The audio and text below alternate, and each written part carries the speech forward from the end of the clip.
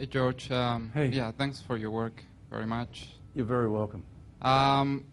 These portals, when they open, and you said they begin to open at the end of the year, and that time in between the opening and 21st of March 2013, what happens then? What actually happens as you go through the portals, if you know what I mean?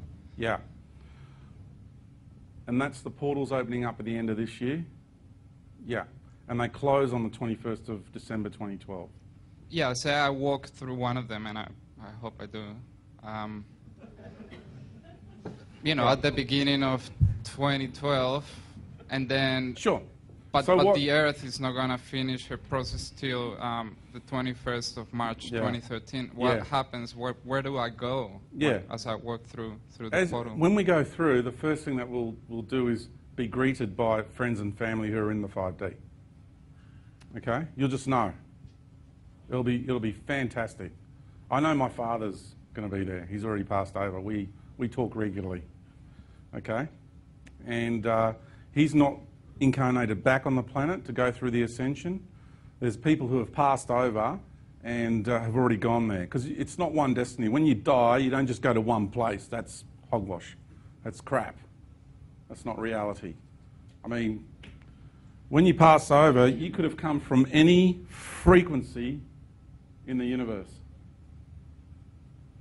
Right? Except for up here. Sorry. Some might have come direct from 5D, but that is very rare to come from 5D straight to here.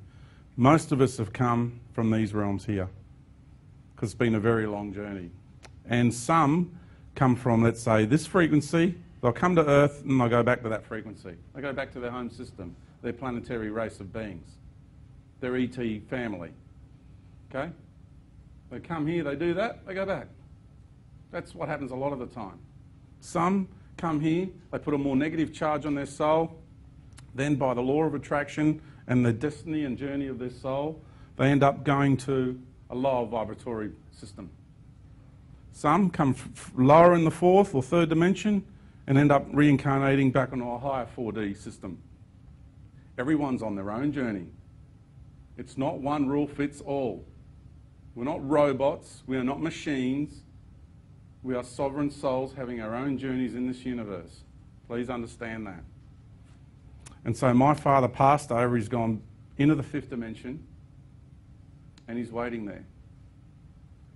Okay? I have another family member that passed over, didn't go through the fifth, went back to the fourth, is not going to ascend this time around.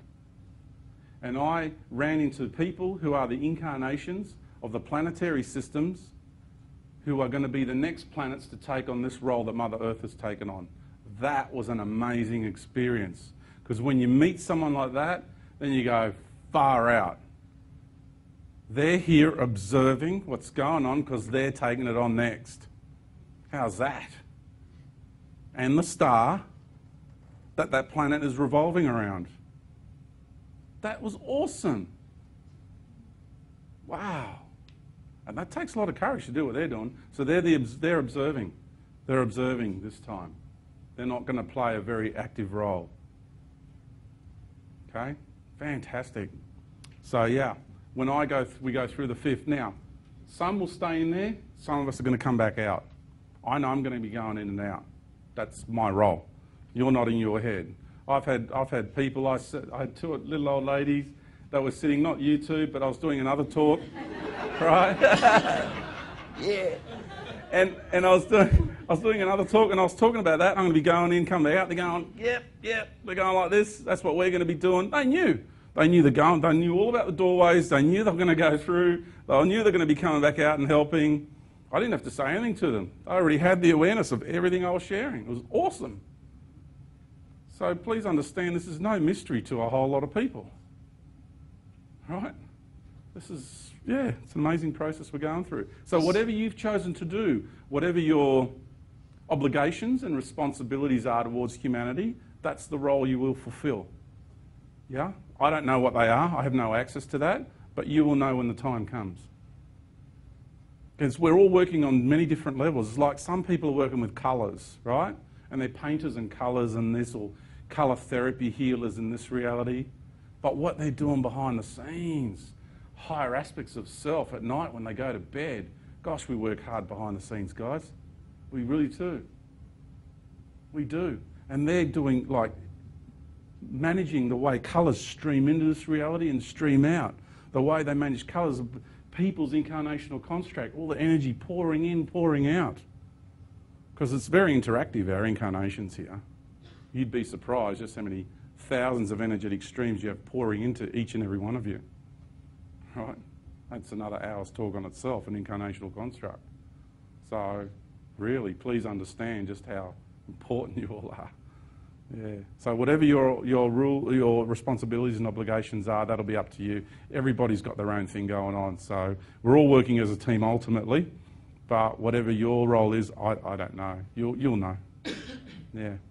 I saw in one of your YouTube presentations, you speaking about the twin flame and how that had to happen before you actually went through the portals. Is that at a personal level, or is it you connecting with another entity? You know what I mean? Yeah. It's like the integration individually of the female and male energies, or do you actually have to pair with someone else in order to do this? It'll be up to your own being's individual, the way you've constructed yourself here. Some people don't have the other half of the self, like, you know, I'm in a male body and I have a male expression to my being, so therefore I have a female aspect to me, and she's right here in the room. So we're one being. You know, some people don't see it, some people see it. I'd be surprised how many see it. You know, our habits are the same. It's just uncanny, right?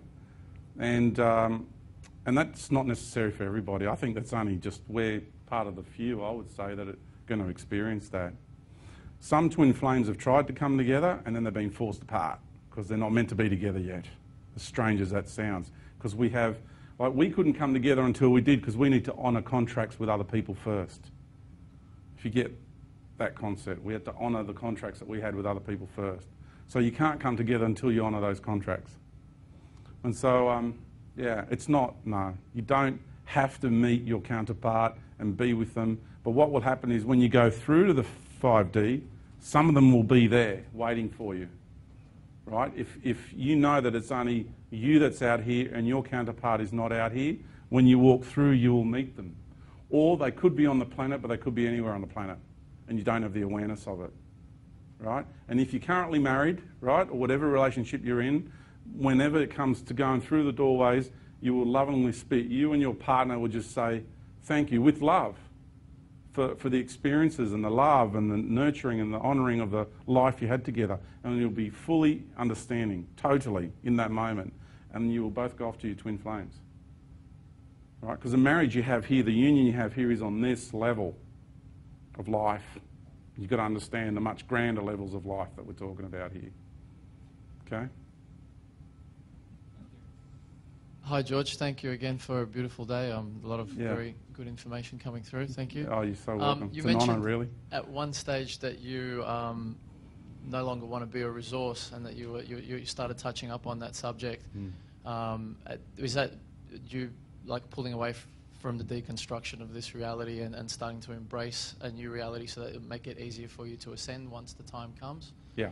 And also, if you can please touch up about the Nordic influence and the angelic influence that you said will become a reality in this in this paradigm. Okay, your first question was to do with. Sorry, can you give me the first question again? Because I got a big energetic charge from the Nordics already. So you have to. You mentioned that you were starting to pull away from being a resource, which we all are, and how that influences us. And what processes were you using to start, pulling away from that reality? All right. First of all, a lot of these Nordic races see us as their resource, okay? This particular Nordic group. So it connects there straight away. But I'm feeling like I want to be more in the flow. It's like you get into the state of knowing yourself so well, and you get a feel of like to understand that, to really feel that, not to hold it intellectually, but to actually know it. Okay, this is knowing. This is not intellectual concepts here. We're talking about wisdom. So it transfers from here to here into the being. And to know that we've taken this journey, to feel it, you know where you've come from. I know I've been through this journey. I know I've done everything and I've been everything. It's now time for me to birth the new me, right? To become a universal creator of light. So you get this understanding of this river, your river of life, in which direction it's flowing. And for me, that's the now moment stuff. You know, because there's people that are totally overcomplicating the now moment, big time. So I say to people, just flow in your river. Just feel the way your life is unfolding, the way your being is just expressing. You know, the way your energy just pours out of you, the way you just shine, the way you just are, the way you just be. And you're in this constant flow. And you just flow organically with the universe and life around you. You totally change the way you move through the matrix. It's like Neo in the moment. He goes, no. And those bullets just stopped. Not saying I'm at that level, right? But it gets to the point where you know that, like, for example, I know there's an outcome to this reality, and I know I'm a part of that outcome, okay? There's been so many attempts on my life, and each time, my inner light has come out and protected me. And on the odd occasion, other beings stepped in and protected me. So I know for sure they can't take me out. Do you get what I'm saying? You know this reality, you know which way this reality is going, and you know where it's headed. You know it so much, you become so empowered.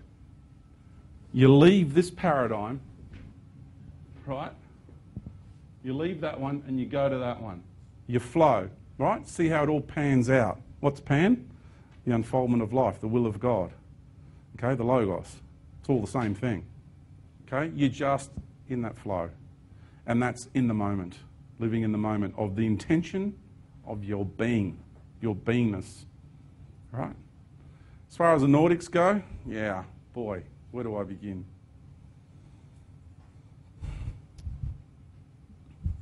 Some of them are really tall. Even, you know, I'd be seeing some of them eye to eye, up this high. You know, massive hands grab me by the arm and, you know, walk this way when I wouldn't conform to what they wanted me to do. They come across with such etiquette, like incredible etiquette. I say it's like a cross between James Bond and the Pope, you know. That's kind of how they come across. I'll go and take it a step further, you know, and so it's like almost James Bond and the Maitreya character that's doing the rounds on the planet at the moment, you know. So really, you've got to understand how they come across as very highly advanced spiritual beings, like really advanced, because we're talking about in our galaxy, the control goes from here to the moon. From the moon to Mars, there's a local offices, and then from Mars it goes out towards around the Eridanian system and into Orion. Now the Orion Nordics are sort of like our local galactic headquarters for this intergalactic cabal. It's not just the ruling elite and the Illuminati, please. You just got to really understand how far this goes. And then from the Orion Nordics, it goes beyond our galaxy. And you get to really big collectives, collective hive minds. You know, you go to a guru in India and you meditate and you go into this blissful state and you get taken on journeys through the cosmos because you're in contact with God. No, you're not. You're in contact with a collective hive mind. Very powerful things, these collective hive minds. They can do amazing things. Again, eons of evolution in the universe. Please realise what I'm talking about. Okay? So understand the structure of control. It gets really big. Then you get the massive, you know, realities and paradigm, massive collectives, who they themselves, within themselves, will seem like a universal paradigm. That's how big they end up getting. Okay? And then behind them you've got the dark agenda of the negative charge of the universe, an aspect of God, okay, which is controlling the whole thing. Okay? Someone's got to control that paradigm. So, you know, does evil exist? Yes. Did God create it? Of course it did. You know, hello. So the Orion Nordics are very angelic looking, very spiritually advanced on one level, but they have an agenda. They'll never admit it, and they'll come across as they're here to help and love, and I'll let you make your own minds up. See what you feel in your heart, but I've dealt with them personally, and I know what they're like when you don't conform.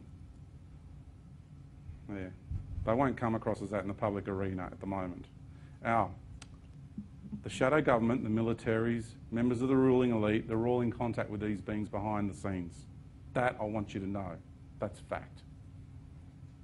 All right? So the notion that the CT thing is something unusual, no. No. Our authorities have been in contact with ETs for a very long time. Let me put it this way. ET interaction with this world has always been. It's never not been. So they've got this thing called disclosure and first contact, as though we're meeting ETs for the first time. You know, that's all a charade. They have always been a part of this world. We are in a very big cosmos. Okay? George, one more question. You mentioned the influence of the moon, and there seems to be a similarity there in timing between modern, monotheism and religion being 6,000 years old. Yeah. If you can explain the concept there, and also what your opinion is on, because most of us have been conditioned by some form or religion of some shape, Christianity or the Old Testament Judaism. It all stems from the same core. What is your belief on the Messiah and concepts like the Messiah being revealed soon and so on? Is that a form of draconian control? Or? Okay, first of all, as far as the Messiah, whatever that means to anybody, for me, I know that Mother Earth and the Sun have got incarnations on the Earth, and what I say to you is that don't worry about it, because when the veil lifts and you get your awareness happening, you're going to know. Everybody's going to know who's who and what's what. Okay, so any beings come along and try to convince you that they are the Christ, that's what I'd be wary of. Okay, I had Lord Sananda turn up in my bedroom. Right? Do you know what people might not be familiar who that is? It's the cosmic Christ. It's the New Age version of Jesus. Right? And here he is showering me with light and love. I just got out of my bed and said, get out.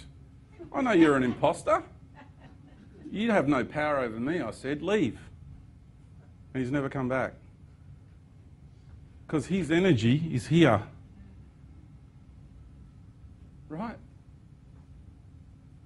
See, when you have the power, when you know where things fit, it's all in the expression of the being. It's all in the energy that they transmit, that they emanate. And it's their intentions. Please understand what we're talking about here. This Lord Sananda thing is just a more sophisticated version of Christian religion. That's all it is. You've really got to realise what we're talking about here. And when people meditate and they get drunk, right, on this energy, like you can smoke pot, you can take drugs in this reality and get high, right? And let me be real with you, because you can meditate and you can take in energy and you can bliss out. It is no different. You've got to understand you consume energy on these other levels and you bliss out. Be careful of this bliss thing, because that's not unconditional love from these higher paradigms. Because up there, you're in this constant state of flow with love, with life, and there's no la-di-da bliss going on. None of that exists in the higher paradigms. Everything is so graceful and so simplistic. And you're in this steady state of centeredness and knowingness. And you're one with everything. So beware the bliss people. Because it's a drug. Okay? I'm sorry if I'm hurting some people's paradigms here, but it is a drug. You've got to understand you consume energy and it's just like consuming a drug. It's no different. That shocks a lot of people. when I did my interview on lightworkers.org, it shocked a lot of people. Okay? Okay. Hi. I wanted to ask your thoughts on the souls that are being born at this time, this year, next year. It's like, who do you see, who are the souls that are choosing to incarnate on the planet at this time? Yeah. I see two things going on. I see really advanced souls coming here, like really strong vibratory souls. A lot of midwife type energy coming onto the planet at the moment due to the birthing process. And I see other beings who have been given the opportunity, who are leaders of their peoples, to come here and just get a taste, at least get a taste for a short period of time, so they can take those codes back and lead their people. Do you get what I meant with that? Yep. Yeah. And so you're seeing some of these, more of these souls are actually coming down from the higher dimensions than looping through. Well, dimensions, you won't be getting Higher 60 levels. people incarnating. No, you can't go from 6 and bypass 5 and come straight to Earth. No, that doesn't But happen. there's more evolved souls coming in at this point in time. Yeah, than- beings who have done this process like we all have, and we're at the end of it, but maybe have passed over previously and just touched themselves up and got it to a place where they're calibrated nicely just to come in and be part of that, like really bring their energy in big time. Because the way some babies are incarnating, the way the energies are coming in, Yeah. some have got like the taps turned on full blast. Exactly. Yeah? Exactly. And others are coming in and they're so frightened of being here and they're drip feeding themselves, right? You can see it in the kids. So it Do you depends. think that some of these souls haven't actually been here before, that they're coming in first time, and therefore their experience here is... I can't rule that out. I wouldn't say there's too many of that going on because it's so intense. Like for someone to come to the earth plane first time ever, and now, wow, that's pretty full on. But what I can, I said anything's possible. Me understanding the structure, beings from like above here, like up there, to come straight, I can't, to me that makes no sense at all. Because, you've got to exhaust all possibilities and outcomes there and there to be able to come down here. Okay, but the ones who are coming in with much more of their light present Yeah. and available to them in this realm. Yeah, because remember what I said? When we look at beings here, we see love and light up there, like, if a being from up here was to turn up right here down in front of you, you would just think it's like Jesus emanating light or a total light being in front of you. Really, please understand what I'm saying here. The beings at the upper reaches of the fourth dimension, for us now, would just appear as light beings. When I talk about angelic hierarchies and ascended masters, I really mean it. They'll just appear as beings of light. And some will come at the ascension time and they'll say, come with me. I'll come with me to ascension. And they'll fool people that way too. It's not just going to be ships. It's going to be beings will turn up as light beings to take people away. And they can take your essence out of your body. I've already had a draconian claw my astral body out of my body in my bedroom. So these light beings can turn up and totally just help you withdraw your essence out of your body and take you there, to their paradigm. Okay? Well, we know because of intuition. Yeah. Thank Yeah. The odd person won't. They'll go through that experience. They'll get taken by these beings because that's their journey. Okay? And that's what they've chosen. Yeah, they'll go, what George is saying is crazy, I resonate with these light beings. What George is saying is wrong, he's misleading people. That'll be the thought processes they have, and they'll want to go with these light beings. That's all right. It's their journey. It's okay. Hello. Hello. I was wondering if you could help me understand an experience of my own that I had a couple of years ago. I'd like to preface it by saying before I had this experience, I didn't know anything about high vibrations. Never stopped to think about any other levels of dimensions before. It just never crossed my mind. So it was an experience that I feel really came from me, and there was no outward influences. So I was at a healer, like you were talking about before, and halfway through the session, I heard this sound, and I've never watched a full episode of Star Wars, but I imagine it as the lightsaber, and it was going whoom, whoom, and then that sound just kept getting faster and faster and faster until I wouldn't even be able to vocally say how fast that sound was going, but it was like brrrr. Yeah. And then all of a sudden I just snapped through to, I don't know, this place full of light. And there was this being there, just one. And they didn't talk, didn't say anything, but like you said before, it was a heart-to-heart connection. They didn't have to say anything.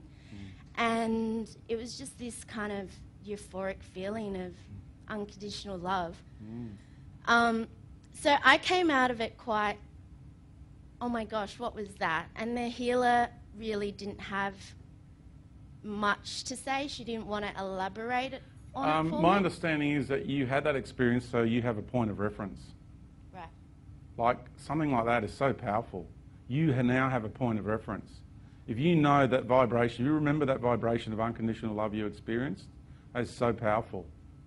Because now, if these light beings turn up, you'll know if they don't vibrate like that. Right, so that was the real deal. That, I feel you had that experience as a point of reference. Yay! Yeah. Thank you. That's what I reckon. I could be wrong, could be something else. You've asked my opinion, I'm just giving it to you. To have a point of reference like that is priceless. Yeah. Yeah. Hello, George. My name's Diane. Thank Hey, you very Diane. much for today and also Wednesday night. Yeah, thanks for coming again. I have That's awesome. just a simple question. The near-death experience going through the tunnel, then the light at the end. I'd like to know what your views are on that and if the Akashic Register actually exists. Yeah, the Akashic's a 4D thing, okay? Because when you connect with your higher heart, you don't have to go to any records. You've got your own connection to life. You access everything. So you don't have to go somewhere to get access to records, to read knowledge or retrieve knowledge. It doesn't work that way. You just are the knowledge. Everything you are, everything you know, you experience, you just have this organic connection to it all. So you become that. And for me, it's just happening more and more and more. You know, it's a process that happens over a period of time. For some, it'll happen very quickly. For me, it's happening, you know, it happened early and it's happening gradually for me. So we're all doing it in our own time. The light at the end of the tunnel, yeah, that's a good one. I think there's different things going on there. I feel that it's part of the reincarnational trap, okay? And I also feel that it's going through the void, okay? For some beings, it's going through the void and getting a taste of the 5D love through that void membrane there. And not just the void here, because when you pass over here, you go through a void. Like on a planetary level here, there's a void. Just like this reality here, to get to the 4D stuff, like you go, even just to get to the astral, there's a thin void, you know? So I feel a lot of people that have this near-death experience and they feel a lot of love, like serious love, and they're affected by that love deeply. I reckon it's 5D. Getting through that void there and just getting a peek, just to give them that point of reference again. It's a taste. It does change your life. I had one myself, but I didn't go through a tunnel. I just found myself surrounded with light. I stopped breathing. I got so weak with my chronic fatigue that I stopped breathing. And so I just found myself surrounded in light. And then it finally got a breath happening. So, yeah. Yeah. Thank you, George, for your wisdom. First of all, what is likely to happen over the next wee while as far as our environment, as far as the economy, any wars, food shortages, natural disasters? And is that a suitable time to start bringing up a family?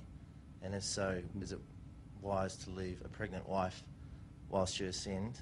And also, in Ascension, where is 5D, or the fifth dimension? Where is that actually located? Is that here just a different vibrational frequency of Earth, or somewhere else? Yeah, the in 5D there? exists throughout the universe, but locally, you know, there's one here on the planet. Okay? So that's what these doorways were that I spoke of, is about going through the organic openings, and you will just be automatically drawn to go there. That's what we will, the ones who are going to go through. We'll just have this automatic fire. It's the law of attraction, right? Intuitively, you'll just be guided to go there.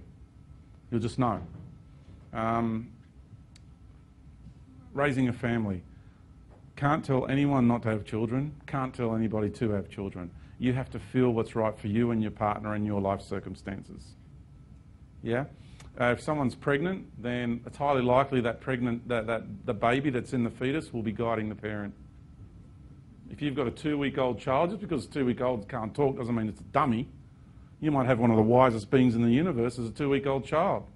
Any mother who's carried a child will tell you that child speaks to you in the womb. You know, and we're not talking telepathy, we're talking heart-to-heart connection. So that child, 2 weeks old, you're holding it in your hand, it'll have a heart-to-heart connection with you, and if you're really programmed and you're not waking up, it's going to guide you. Whether it's 3 years old, whether it's 2 weeks old, doesn't matter. Yeah. So if you want to have a kid, why not? If it's your journey to do that. Bring another angel of light into this world, why not? You know, it's about knowing your journey. Do you feel you're going to come into harm's way? Do you feel your path is sacred? Just like I said before, they can't take me out. Doesn't matter what they try to do. I sat there being interrogated by a shadow government person for 5.5 hours. He was there, he saw it. It was full on. Life threatened over and over again, both directly and indirectly in conversation. Okay? And I just said at the end of it, doesn't matter what you think you can do, you can't do it, because you can't override universal law. L-O-R-E. Okay? Can't do it. They'll think they're all high and mighty, they're just self-deluded. That's all it is. And people say, George, your ego is so out of control. You're so arrogant. No, I'm a sovereign being of life, and I know the construct, and I'm free. Okay? Also saying something about there's another Earth across the other side of the sun, and when you're seen, you actually get sucked to the sun. Yeah, I said that a long time ago. Okay? What's on the other side of the sun now? Yeah, a few people have seen this. Is what I would call Planet X, Nibiru, whatever you want to call it. It's on the other side of the sun. It's parked there, and it orbits at the same time, so we can't see it. And a friend of mine had an experience the other day, and he saw 3 ships, and he called them the prison ships. He said, George, what are these prison ships on the other side of the sun? I go, who told you that? He said, oh, I had an experience and I saw them myself. And he was scared. He said, what's going on? What's this all about? And I said, oh, you saw I call them taxis. Because, you know, a few billion people on the planet, for those who go on the ships, it's a lot to take. Some will go to Mars and others will go off into other areas. You know, so they're here, they're ready. And I mean, if you just look at some of the footage on the internet, massive light ships, the size of Earth, next to the sun. Massive ones. The footage is on the internet if you want to have a look. To take the people to the paradigms that they want to take them to. Yeah. The harvest is what yeah. I suppose then touching base on the current environment that we're about to see, any big... Oh, okay. Natural disasters. There's a lot of people that know a lot more about sort of like the minor detail of what's going to happen in the drama, right? I don't have so much access to that. Like a friend of mine told me a few days before the Japanese earthquake that was going to happen, and that freaked me out. She was really accurate. That she told me it's going to happen in a few days, and it did. That was really awesome. And she's a very spiritual lady. Lovely 82-year-old Welsh lady. And a lot of people want to make it HARP. They do. I don't know if you're aware of that. High Altitude Auroral Research Program. It's a device where they bounce energy off the ionosphere and aim it down at places, and they can create earthquakes. They can do a lot with it. They can change weather patterns and things like that. But all the conspiratorialists want to make it HARP. They want it to be HARP. They love the drama, you know. But Mother Earth straightened up on her axis 30 centimetres. Thank you very much. Right? That's why the earthquake happened. And same with the Chilean earthquake. There's been some other ones around the place that, to me, could have been harm. But I think Chile, Christchurch, Japan, bit of a pattern forming around the Rim of Fire. I would seriously think again that because if you're feeding that paradigm of conspiratorial drama, you know, that gives them the power with their technology. Again, Mother Earth gets left aside. Can't be Mother Earth doing it, can it? Has to be HARP. Hi, George. Thanks for Wednesday, and thanks for today. It's absolutely wonderful. Yeah. I've got a question about time and compression, because looking forward, it's coming up on us very fast. And if you look at the Mayan calendar and the 9 steps and the 13 cycles, the last one is 1 year, or less than a year. Some people think it's the 9th of March, the 20th of October, that this is the last one of the Mayan calendar. Yeah. And like the last 20 years have been really fast. And that's 20 times faster than Yeah, the because it's 400 compression. before. Remember I said it's on the road to compression? That's right. So each cycle is a smaller version of the cycle before. So all that gets was compressed. what I'm asking, is that the compression that's happening right now, that we're compressing down in time, and that's going to increase our vibration so fast Yes. that we're going to be spun through? That's why I said it's a J curve. Remember I drew the timelines? Because right at the end, it's a J curve. It's, for those who are in numbers, logarithmic acceleration. But in logarithms, the two actually never meet, but this time they will. Because it reaches critical mass. We'll reach a certain rate of spin, an increase in time, an increase in the rate of the spin of our atoms, and an increase in the molecule vibrations. Okay? It'll reach a critical mass, and then it all just goes. So that's what I meant. It is. It's accelerating so fast now. And if you think how far you've come in the last 6 months, imagine what you're going to be like in 3 months, let alone 6 months, let alone 12 months, because everything's compressing. So what you experience in the 3 months now is so much more than what you experienced before. The big squeeze. The big squeeze. Yeah, that's a good way of putting it. Yeah. And sorry, I just want to finish something here. The reason you're not hearing about it, it's like this. If you get warned about this early enough, you've got time to think. You've got time to contemplate things. You've got time to make a decision. Did I just grasp another one of your questions? No. Okay. So that's why you're not hearing about it. They're waiting till right at the very end.